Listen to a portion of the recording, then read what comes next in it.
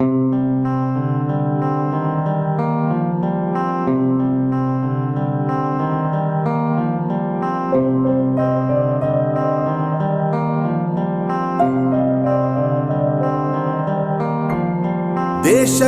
ಯೋಧ, ನಾಡಿಗೆ ರೈತ, ಬಾಳಿಗೆ ಗುರು ಒಬ್ಬ ತಾನೆ.